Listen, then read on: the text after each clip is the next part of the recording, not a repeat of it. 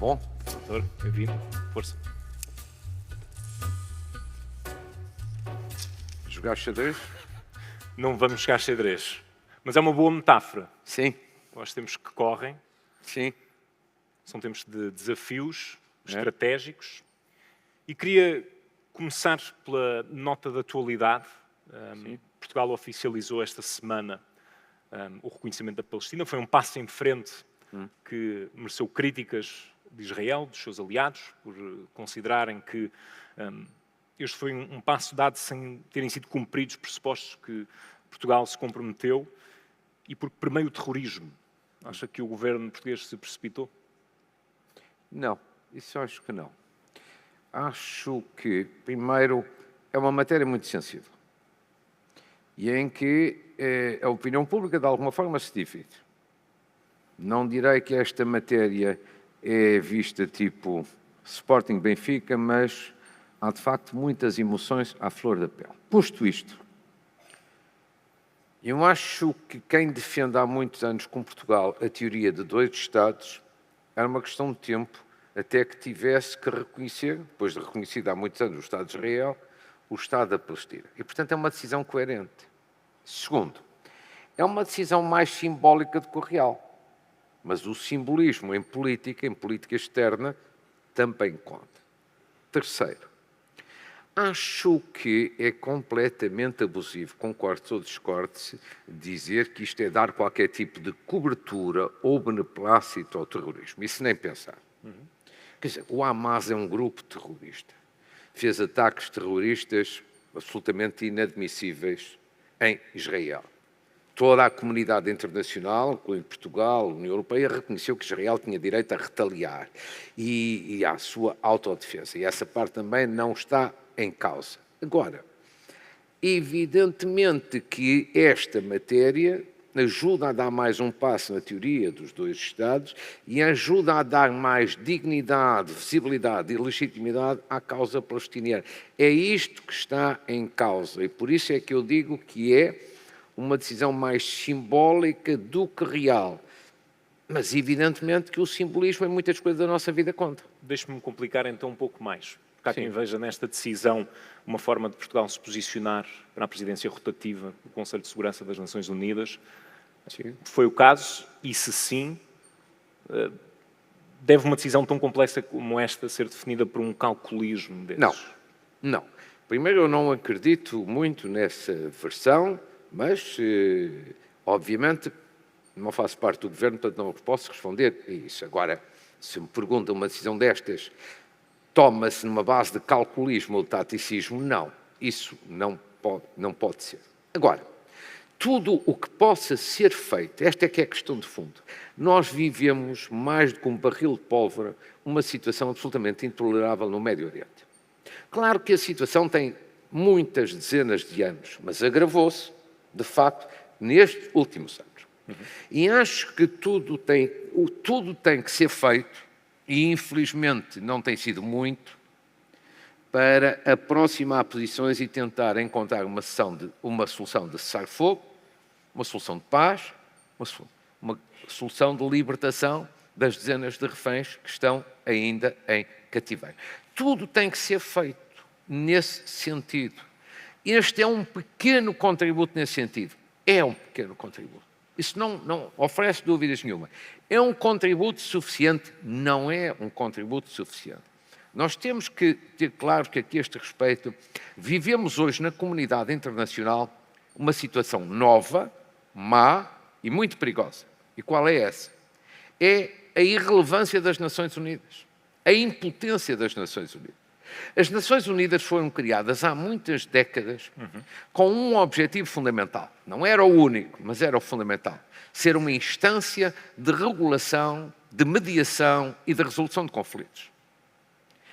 Porque mais grave do que um conflito que surge em qualquer parte do mundo é se nós soubermos que não temos nenhuma instância internacional arbitral e independente para nos ajudar a resolver. Aí é que ficamos completamente aflitos. Pois esta é a situação hoje das Nações Unidas. E ajudou a ter o Presidente dos Estados Unidos esta semana numa intervenção extraordinária na Assembleia Geral da ONU a questionar para que é que serve realmente a ONU? Bom, mas você e eu podemos fazer essa pergunta. O presidente dos Estados Unidos, que é um elemento absolutamente indispensável na ordem internacional, não pode fazer essa pergunta. Ele não deve perguntar, ele deve agir. Nós é que podemos perguntar, porque não temos essa capacidade de decisão. E, portanto, hoje, face à irrelevância das Nações Unidas, à sua impotência total, repare que hoje, perante qualquer situação, ninguém já se lembra de recorrer às Nações Unidas. Isto não é culpa de António Guterres, é apesar dos esforços de António Guterres. E como temos a seguir a esta impotência e a esta irrelevância, a política, digamos assim, errática, virada para dentro dos Estados Unidos, obviamente que também temos aquele que era normalmente o líder do mundo livre, está cada vez mais à defesa, cada vez mais isolado, cada vez mais virado para dentro. Repare bem o seguinte, e digo isto com preocupação, não digo isto com satisfação. O último mês de agosto, o mês de agosto costuma ser um mês de silly season, notícias de menos importância. Tivemos no plano internacional notícias de uma importância capital. A Cimeira do Alasca. Agora, não tem a ver com o Médio Oriente, tem a ver eminentemente com a Ucrânia. Mas a Cimeira do Alasca, o que está em causa é a atitude. Duas grandes potências. Muita passadeira vermelha. Resultados, zero. O presidente americano a filosofar sobre ter corrido muito bem e a grande preocupação pela paz. E nas 2 semanas seguintes, qual foi a reação da Federação Russa? Ataques dos mais violentos a Kiev e à Ucrânia. O que significa o quê? Hoje há um sentimento de declínio dos Estados Unidos na situação, na cena internacional. Já está a falar com um potencial homólogo de Donald Trump. Diga? Já está a falar com um potencial homólogo de Donald Trump, que ainda pode ser. Não estou. Estou apenas a constatar uma realidade, porque eu não tenho nada que me meter na política interna, e por isso é que disse isto com preocupação. Mas isso é um ponto importante, Os Estados Unidos são um país amigo de Portugal, são um grande aliado de Portugal, e nós não devemos deitar fora a relação transatlântica. Agora, ver na cena internacional que a principal nação que lidera o mundo livre está em declínio e com menos capacidade de intervir, mais virada para dentro e menos virada para fora, para nós europeus e para os cidadãos em geral, isto é um motivo de preocupação. Como é que se gera, de facto, eficazmente, uma relação destas com um aliado que é tão poderoso, que é tão importante, mas sem nunca abdicar de princípios morais e de formas de estar no mundo em que o Estado português acredita? A primeira questão que temos de ter em atenção é que as relações são Estado a Estado. Independente das pessoas que em cada momento exercem funções de liderança no país A ou no país B. As relações são Estado a Estado.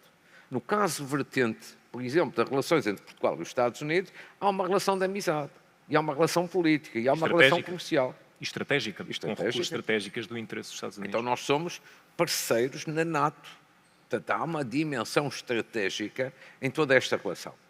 Pode ter algumas dificuldades, porque há sempre algumas dificuldades em função de quem, em cada momento, é presidente num lado ou é primeiro-ministro no outro lado. Há sempre.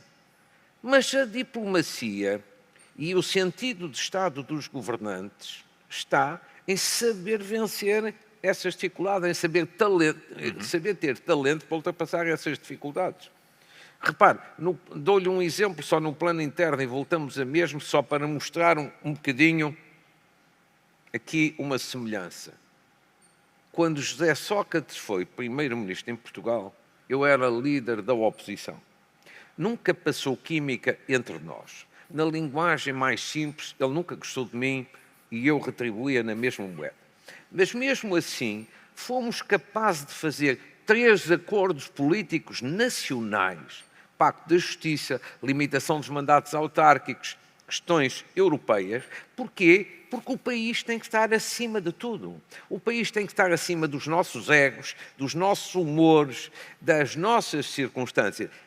Isto aplica-se o mesmo à política externa por maioria de razão.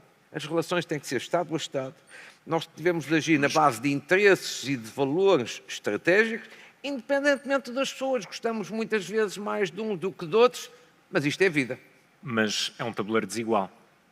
Portugal, em termos de dimensão, não tem uma dimensão comparável com os Estados Unidos e, portanto, como é que um futuro presidente português terá de lidar com um presidente norte-americano assim, que não tem problemas em intimidar ou até pressionar os seus aliados, quando quiser dispor de recursos desses aliados, e Portugal, lá está, tem recursos estratégicos do interesse dos Estados Unidos. Portugal é um país pequeno, sem dúvida, mas não é um país irrelevante. Nós estamos a fazer quase 900 anos de história. A maior parte dos países no mundo são recentes. A pequenez não é sinónimo de irrelevância. Temos a nossa personalidade. Isso, em segundo lugar, fazemos parte da União Europeia e do primeiro núcleo da União Europeia. Ora, isto evidentemente que nos dá outra força. Não vamos colocar-nos em bicos de pés. Isso seria uma estupidez rematada. Mas a circunstância de Portugal ser um aliado fiável, e é um aliado antigo dos Estados Unidos, a circunstância de integrarmos o grande espaço europeu, dá-nos evidentemente mais força, mais firmeza e mais pujança. E, portanto, é assim que devemos agir, dentro das nossas limitações, mas também com a nossa própria personalidade. Agora, nós continuamos a ter, no plano bilateral, uma excelente relação com os Estados Unidos, no plano político, no plano económico, no plano comercial. Não temos que concordar em tudo, não temos que discordar em tudo. Cada país é um país, cada um tem a sua personalidade. O que eu quero sublinhar é isto. Nós estamos numa altura em que não se podem dar mais passos errados do que aqueles já têm sido dados. E é preciso uma grande prudência, uma grande experiência para não pôr em causa uma relação que é muito antiga e é muito importante. E até por uma outra razão também muito simples. O presidente dos Estados Unidos hoje é um, daqui a uns anos é o outro. Não há de ser sempre o mesmo e os princípios e orientações também não vão ser sempre os mesmos. Portanto, temos que ter visão estratégica e não pensarmos apenas na espuma do dia-a-dia. Vimos de semanas marcadas por provocações russas que deram passos mais em frente, com drones, meios de reconhecimento a invadir o espaço aéreo de países aliados da NATO, sobretudo Estados de fronteira, Polónia, Roménia e também os Bálticos. As reações têm sido sérias, o tom foi bastante grave no início da semana, no arranque dos trabalhos na ONU. Pergunto-lhe se acredita que isto tudo é um prenúncio de algo que está para vir e que a Rússia pode vir a fazer algo ainda mais grave, mais cedo do que se esperava. Pode vir a fazer, mas também pode não vir a fazer. Concordo consigo que todos os sinais destes últimos dias e destas últimas semanas são sinais perigosos. Geram uma atmosfera ainda mais negativa. É claríssimo que a Federação Russa está a fazer aqui um conjunto de testes ao Ocidente, de provocações ao Ocidente, testes à NATO, de provocação à NATO. Isso parece-me mais ou menos óbvio. Que esta é uma atmosfera negativa e perigosa, isso nós sabemos da história, que às vezes as guerras começam por pequenos sinais, por pequenas questões, que a dada altura se tornam irreversíveis. E, portanto, temos de estar muito atentos, porque a Primeira Guerra Mundial também começou assim por coisas fortuitas, mas começou. Eu não acredito que isso vá acontecer. Mas acredito que é preciso muito sangue frio, muita firmeza e que é preciso aqui, de facto, muita prudência e firmeza ao mesmo tempo. Acha que os líderes políticos estão a saber comunicar a gravidade do momento e, mais do que a gravidade do momento, os sacrifícios que Portugal, tendo em conta as suas pertenças multilaterais, pode ter de vir a fazer numa situação de conflito alargado com um Estado como a Rússia? Quer dizer, eu espero que esteja a ser feito tudo o que é absolutamente necessário, sobretudo no quadro da União Europeia e no quadro da NATO. Vamos lá ver.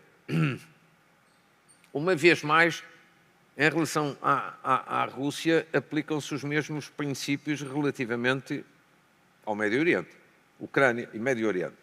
Nações Unidas, inexistência. A atuação do presidente da administração norte-americana, errática. Primeiro ia resolver a guerra em 24 horas. Onde é que já vai isso? Depois Putin era um aliado, agora de repente parece que já está desiludido. Em política, e sobretudo em política externa, uma atuação errática dá sempre o quê? Fraqueza. E os adversários aproveitam-se da fraqueza.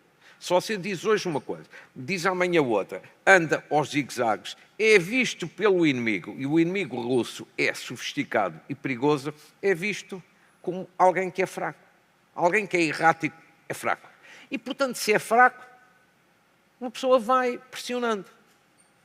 E vai, de facto, tentando ganhar espaço. E é isto que hoje acontece. O mesmo relativamente à NATO. A NATO, sobretudo o pilar europeu da NATO, cometeu um erro durante estes anos todos, temos que o reconhecer. Não investiu em defesa. Não investiu suficientemente em defesa para ter, de facto, aqui uma componente importante de dissuasão. Não, andou sempre a viver debaixo do chapéu de chuva americano. Isto é uma fraqueza, isto é outra vulnerabilidade. Por isso é que a última cimeira da NATO, apesar de ter metas difíceis de alcançar, acho que foi importantíssima. Se não tivesse acordo, o que estava a discutir neste momento era o princípio do fim da NATO. Garrafas de champanhe no Kremlin e todos nós estávamos muito preocupados. Mas, portanto, a NATO agiu bem agora com este acordo, mas vai com vários anos de atraso. Os europeus estão finalmente a acordar para esta realidade da segurança, mas com vários anos de atraso. A administração norte-americana é errática. Já deu todos os sinais e o seu contrário. Tudo, estas três questões em conjunto, são a tempestade perfeita. Obviamente que o inimigo russo se aproveita disso, mas, posto isto, eu acho que tem que haver muita firmeza e não creio, apesar de tudo, que a Rússia pretenda levar o conflito, escalar o conflito até o nível de conflito mundial, até por uma última razão, que ainda não falámos, que é a China. A China é, na prática, um aliado da Rússia nesta matéria. Mas a China tem uma barreira vermelha que não vai permitir que a Rússia ultrapasse, e que é o uso de armas nucleares. Nunca, jamais, em tempo algum. A China é, portanto, um aliado, tem sido objetivo, até porque depois beneficia de contrapartidas económicas grandes da Rússia, mas a China quer ter um estatuto cada vez maior no quadro internacional. A China aspira a ser a líder da nova ordem mundial. Não creio que vá acontecer, mas aspira.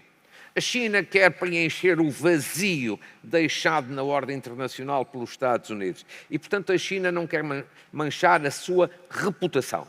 E manchar a sua reputação seria dar aval a uma intervenção nuclear ou de outra natureza da Federação Russa.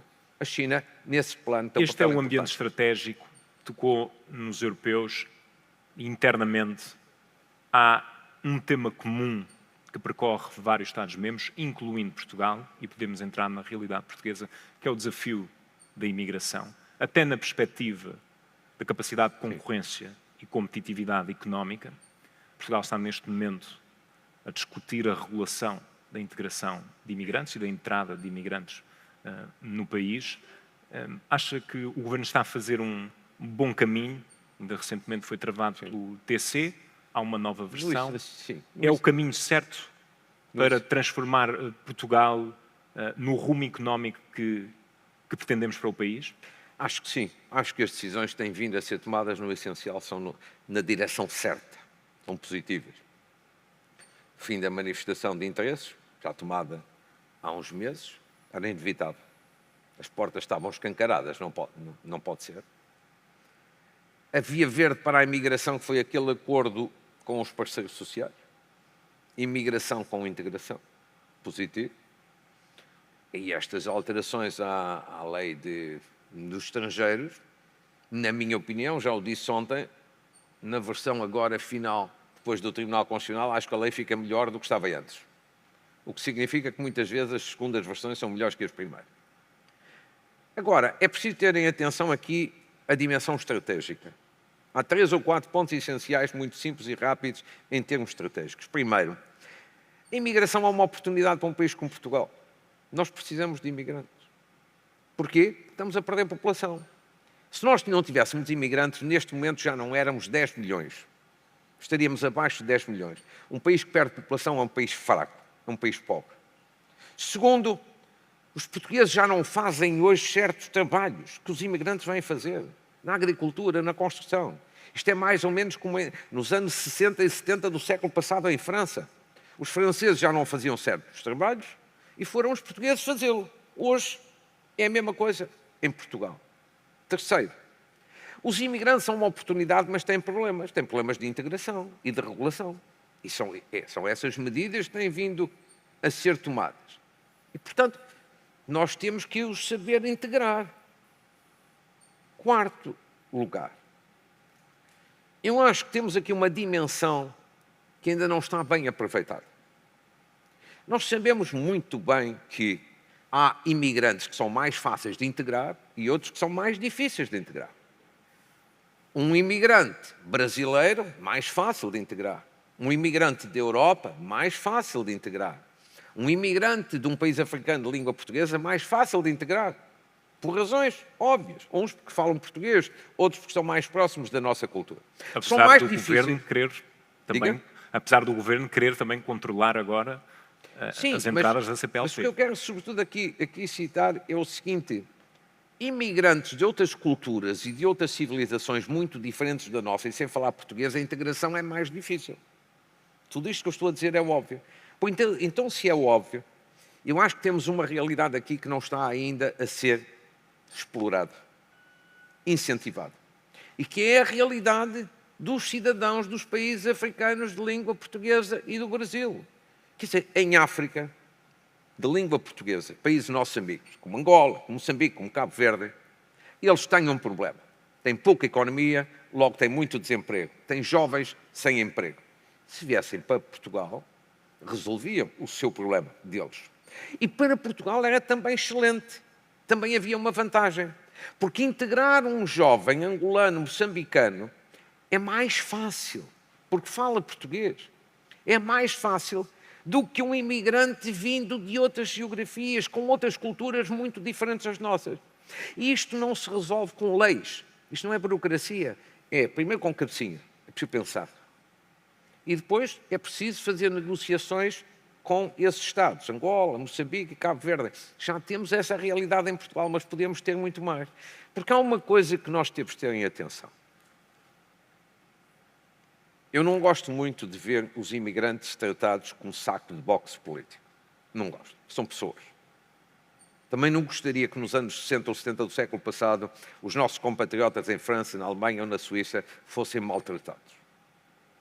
Agora, tenho que reconhecer, em muitas zonas do país e para muitos setores da população, imigrantes de culturas muito, muito, muito diferentes das nossas, criam alguma dificuldade, criam algum susto, criam alguma apreensão. Nós também temos que ser sensíveis a isto. Agora, um decisor não existe para ter estados de alma. Existe para decidir, para resolver. E eu acho que o caminho estratégico para resolver este problema é negociar com os PALOP, os países africanos de língua portuguesa, e com o Brasil. São comunidades que já nos conhecem, que já cá estão, mas que podem estar noutra proporção bem maior e serem de mais fácil integração. Quem sabe o atual governo ainda poderá vir a ter a sua ajuda, nesse sentido, numa outra frente. Quer dizer, se eu for Presidente da República, estas matérias, sim, vão ser tratadas a sério, seja em reuniões privadas, seja em reuniões públicas. Porque eu acho que Portugal vive uma situação muito anormal, politicamente muito anormal. E que é esta. Fala-se muito das questões acessórias e fala-se pouco das questões realmente importantes e essenciais. A minha preocupação de me candidatar e de ser Presidente da República é, com a experiência que tenho e o grau de preparação que fui adquirindo ao longo dos anos, não deixar que as questões realmente importantes fiquem para o segundo plano e depois tratarmos o trique-trique. Quer dizer, o trique-trique, quer dizer, o fulano almoçou com fulano. E o que é que trataram? Quer dizer, não digo que isto não seja importante, mas é muito mais importante o que se passa na educação. O que se passa na educação é dramático. Quase ninguém discute em Portugal. menos estudantes a chegar ao ensino superior. Mais vagas, menos estudantes. Era o contrário do passado. Ora, um jovem, estou a pensar num jovem, um jovem com licenciatura está mais bem preparado para o mercado de trabalho. Um jovem sem licenciatura tem mais dificuldade. Não se discute esta matéria. Não se discute esta questão. Isto acho uma loucura. Ouça, a questão da imigração. Não se discute esta questão estratégica de onde é que vamos ficar imigrantes? Onde é que vamos criar condições para a melhor integração? Acho que isto é que é o essencial. O mesmo na habitação, que tem a ver com toda a gente, mas os jovens em particular. Agora, felizmente, está a ser discutido nas autárquicas. Sim, ainda bem. O que eu quero significar é o seguinte. Sim, eu quero ser Presidente da República, não faço nenhuma questão. Não é uma questão de currículo. Eu estava muito bem na vida profissional, como comentador e tudo isso. E, portanto, até escolhi o caminho mais difícil. E, portanto, e se perder, perdi, mas quero ganhar, evidentemente. Mas não é por uma questão de currículo, nem de vaidade, nem de obsessão. É porque me preocupa que hoje Portugal até tem condições internacionais, digamos assim, de prestígio. Portugal tem um prestígio internacional muito significativo. Sobretudo porque cumpriu naquele resgate e com isso ganhou autoridade e credibilidade. Mas nós temos que ter estabilidade por um lado, mas temos que ter ambição, que é esta palavra maldita em Portugal, ambição. É ambição económica, crescer mais, temos que crescer mais. Porque a média europeia não é a referência, que é baixíssima. E, portanto, temos que ter políticas nesse sentido. Nós temos que ter maior ambição social, nós temos que ter maior ambição num combate mais firme à corrupção, nós temos que ter mais ética na vida política, que é uma coisa que, para a generalidade dos políticos, só serve para enfeitar discursos. E, portanto, eu acho que é esta oportunidade que temos que apanhar. A situação internacional é incerta, é instável, Nós não somos uma ilha, não. Mas o tempo não é de cruzar os braços, o tempo é de arregaçar as mãos. E o nosso tempo acabou. Luís Marcos Mendes, obrigado por esta conversa. Obrigado. Boa campanha.